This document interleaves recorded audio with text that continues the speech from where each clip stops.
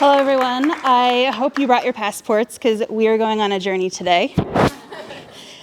So the year is 2016. I'm in Atlanta. I'm just finishing up with a wonderful visit with some friends. And I'm strolling through Concourse E, and lo and behold, I see a freestanding exhibit. I'm fascinated. I'm a history major. How could I not stop by? So I walk up to it. I see a pair of glasses, a baseball bat, a Bible. What could these things possibly have in common? So I go on reading, and I see that these are the personal effects of one of Atlanta's most famous residents, Martin Luther King Jr. And I'm wondering, why are these here in an airport and not a museum? So took some pictures, posted a very heavily filtered photo on Instagram. It was 2016, and I could not unsee this effort that was being made to introduce people to an airport's almost a gateway to a city's culture and heritage. So we're going to explore that today, both on a city level, a regional level, and a national level. So we're first going to take a quick flashback in time travel, if you will. We're going to look at airports as they were before the Second World War. They were pretty much only used as military transport sites, and so they weren't supposed to be very close to cities. They were sprawling campuses, and they had a lot of planes and a lot of people to park. After the war, they were used more for commercial and civilian use. And so you had more people flying more places, covering a lot of space, the beginning of some globalization. Retailers saw this as an excellent opportunity to turn these airports and these hangars into shopping malls. You see it just to this day. So you have this transition from being military bases to maybe like buses with wings, sort of hanging out in a little hangar and getting people where they need to go. And now you have these shopping malls being established. Well, these are fish in a barrel. These are people who are trapped in this building for a few hours. So what can you do to make the most of their time? So then we have the beginning of public education being introduced within these spaces. So let's first take a look at Philadelphia. A really interesting example of this. In the US, you sort of notice after the 48 airports that I've been able to visit in my life so far, so many more to go with over 44,000 in the world, that in the US, these cities carry the burden of expressing their cities, or like the city's culture, heritage, their role within the American narrative and culinary culture that they have there as well. But this airport does a great job at integrating the sights, sounds, and tastes of New Orleans.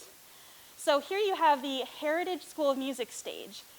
This bar not only offers local cuisine and brews, but it offers a stage connected to the New Orleans Jazz Heritage Foundation, offering a stage for students of jazz, current and past, to perform for visitors and show them a bit about what they can expect when they're actually visiting the city. Now, I'd like to take a second here to say, okay, well, why is this happening here? Why do we want to even care about what someone on a layover sees about my city? Well, this is a great initiative to try to convince people and visitors to make this their final destination someday. And maybe you have someone from the countryside who is visiting the city just so they can get out of there. And so you learn a little bit more about your capitals, your larger cities, and you can build up a bit more pride about your area. Also, at New Orleans Airport, you have Café Del Monde serving French beignets.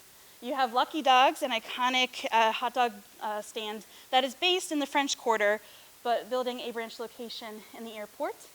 And you also have Bar Sazerac, serving the Sazerac, which is what some historians argue to be America's first cocktail.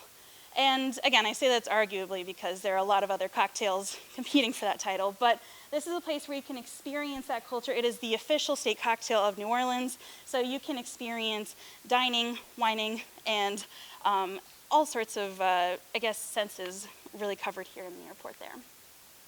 Something lesser known about New Orleans, though, is their contribution to our space programs, honestly. So NASA actually has a whole base outside of New Orleans known as America's Rocket Factory, affectionately. This is a massive assembly plant where they've been able to manufacture and assemble most of the U.S.'s most impactful rockets, and other space exploration initiatives have been formulated here. So NASA was able to partner with the airport and set up a wonderful walkthrough exhibit where you can see some of the models of the rockets that they've manufactured there, and so you can learn a bit about New Orleans' intellectual contributions, scientific contributions, I should say, to the American narrative as well. So we've taken a look at New Orleans. I'm a big Pennsylvania girl myself, so I have a lot more to say about Pennsylvania. So let's go back. So here we are at Pittsburgh International Airport. I could do a whole talk on Pittsburgh International Airport. This, I think, I've spent probably the most time there, now that I think about it, and so I've had a lot more time to take in the sights and sounds and the initiatives that are being presented there. Even when you're driving up to Pittsburgh International Airport, you can look at the architecture, and you can see this bridge work. I wonder why. Why would we want Pittsburgh to have so many bridges featured in its airport? And so that's just one of the many ways that this airport expresses its local heritage, the city of bridges. But it's not just on the outside, it's also on the inside. You can see these arches, what some might, I guess, architecturally call it like the ribs of the building. I would say they're just bridges, representing just how iconic the bridge work in Pittsburgh is. Now, recently, those two statues of young George Washington and Franco Harris that were so iconic to Pittsburgh International Airport were moved into the ticketing section, and a third figure was added, Miss Nellie Bly, who was an incredible investigative journalist, an advocate, an inventor, and just a wonderful woman all around, though I never met her myself.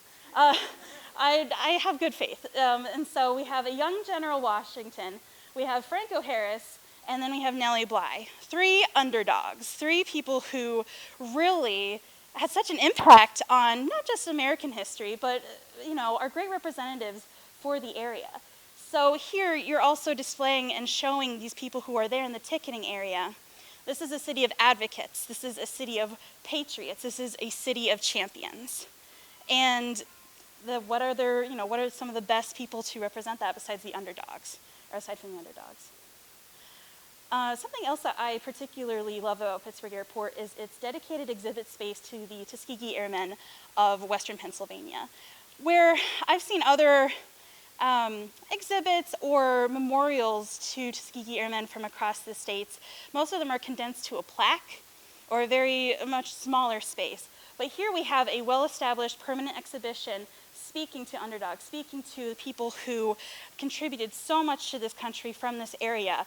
Pride, a much more permanent exhibition than some of the temporary ones we see from the Warhol Museum, the Frick, other local, very important, nonprofits. But there is seating. This is an indicator that this is something worth sitting and taking in, and taking the time to understand Western Pennsylvania's contribution to American aviation history. So, huge fan of that. Now, even when you're walking around Pittsburgh Airport, you hear those announcements. Keep an eye on your bag. Don't forget, don't leave things behind. If you see something, say something. Make sure you hold on to a handle to your handles when you're going through the trams. On the trams, though, when you hear these voices, these are voices of Pittsburgh representatives. These are the mayor of Pittsburgh. These are Pittsburgh Pirates themselves. This is the director of the Phipps Conservatory. There are incredible representatives of Pittsburgh talking about their Pittsburgh pride, why they love this city, while you're stuck on this tram anyway. And so the airport is asking, well, gosh, how can we make the most of these 2 or 3 minutes that you're on here? Well, we can tell people why this city is so great, some of the resources we have available, and what they should be investigating when they're there, either on their way out or on their way in. So I think that's a really incredible idea, integrating so many different celebrities and representatives from the city itself. So next I want to take a step way back to the West Coast. We're going to be looking at Vancouver International Airport. We're going to be going kind of a different direction. Instead of looking at the American city representing just a city's, identity and their role and their local history, I want to look at a region and sort of a broader scope. Not quite a whole nation being represented quite yet, but Vancouver is an excellent example of representing a region because it not only represents the modern people of British Columbia and the Yukon, but their ancestral residents. The Vancouver International Airport hosts the largest collection of Pacific Northwestern Indigenous art and artifacts. They're in the airport, not a museum, in the airport. And you have these massive sculptures displaying not only the man-made art, but the natural art instilled there. You have large sculptures depicting local culture and the mythology of their ancestors and those who are still living there today, trying to keep those traditions alive and sharing it through these media. Here in the dining area, you can even see some of that natural art I was speaking to, other ancestral residents. You have a man-made working stream, and just here is a massive aquarium featuring all local fish and, well, flora and fauna within an aquarium setting. So you get an idea of just what you can expect beyond the terminal, because that's something they're trying to communicate here, while also promoting passenger wellness. You know, it's kind of like a dentist's office. You like having an aquarium there. Makes the time feel a little less painful. Something that I don't have pictured here is a glassed-in forest that the Vancouver International Airport hosts. So they actually created and host a miniature forest that is actually, it's a secure area, so you can actually get fresh air outside and experience local trees, get to know some of the local environment in an airport setting. It feels kind of weird, and it should. So we've seen a lot of North America. Let's sort of look at a national scope. So you have the cities representing just their roles, or just their role in the grand national narrative. But when you have smaller countries in Europe, for example, you maybe have one airport to communicate a whole country's heritage, culture, history, everything. So you have a lot of pressure to communicate that effectively. And so how are you going to do that? What do you prioritize? Well, a lot of it has to do with money, of course. In the US, a lot of airports are privatized, so you really get more of control of what stories are told and which ones aren't, which is also something that I would like to highlight, so that way when you're traveling, you can have an idea of, I guess, untold stories to look out for when you leave the airport. But in Amsterdam Schiphol Airport, there's actually a whole separate extension of the Reich Museum, which is the largest collection of Dutch art through the ages. And so you can engage with these original works and hundreds of years old right before you in the airport, walking around with your luggage, and oh my gosh, there's a Rembrandt. It's really just an incredible opportunity to engage with that in one of Europe's busiest airports. Art, that's great, easy to hang, it's not, but let's just say it is. Easy to hang, easy to show, you're walking, you're fine. But how else can this airport connect Dutch culture, which is, I wouldn't say, the most highlighted culture we hear about, to the visitors passing through? Well, I'd like to introduce you to the world's first airport library. This was established in Amsterdam, exposing visitors to over 1,000 Dutch authors, or 1,000 Dutch texts, I should say, translated by Dutch authors. So passengers have the ability to check a book out if they want to go and walk around the terminal and go have one with their coffee, and then check it back in.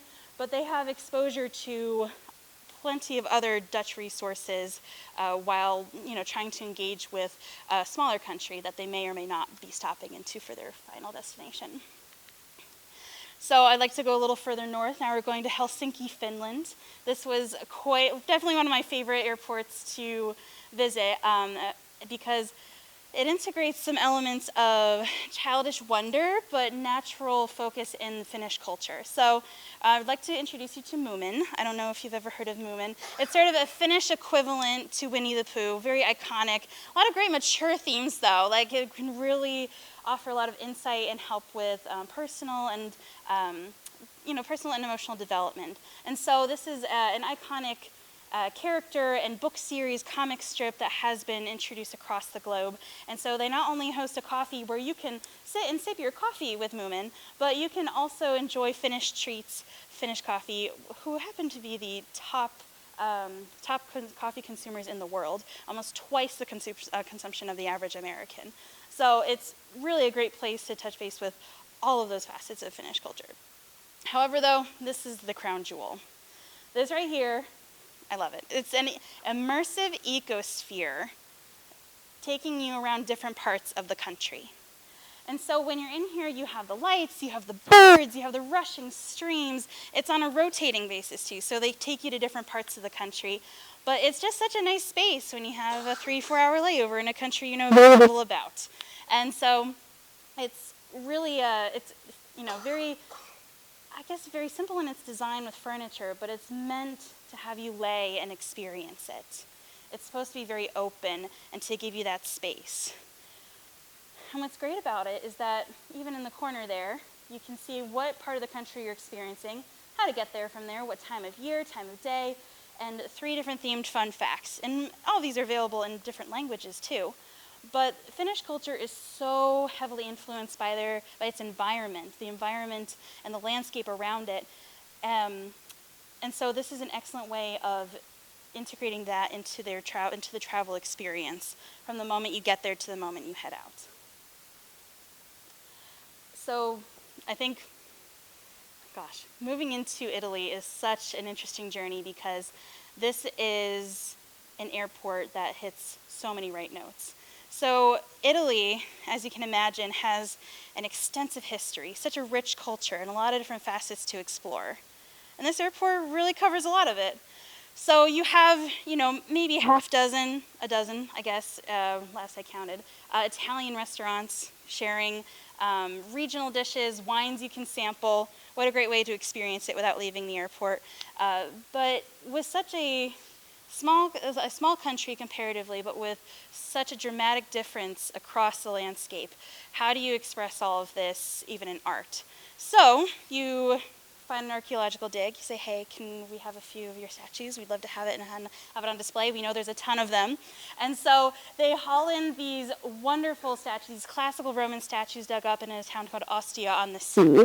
And so these are featured for passengers to enjoy during their visit to the airport, and to sort of give you a little bit of a preview of what you could be missing out on if you don't actually go there to explore it yourself. And then from up a bit further north, you have stained glass brought in from Florence. This is 14th century work by Giotto, and it's brought down. You can even see here, this is a person, so this is pretty big. This is it's quite massive, and it gives you an idea of the scale of the works that are to be experienced across the country. You also have examples of modern art brought in from Milan in different parts of the airport, but artistically they really find great ways to introduce you to different facets, different types of media, expressing Italian culture throughout the ages.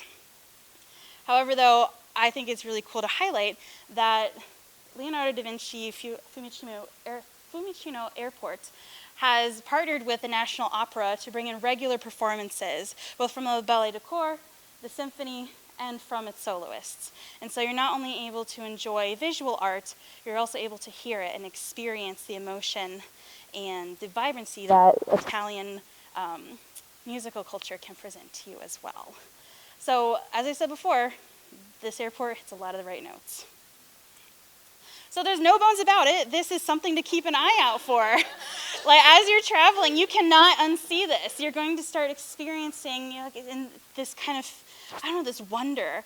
If you keep an eye out for it, it's there for you. There are thousands of people around the world working in culture departments and airports, trying to figure out what you want to see, what you should see. How can we try to suggest that this could be a great final destination for you?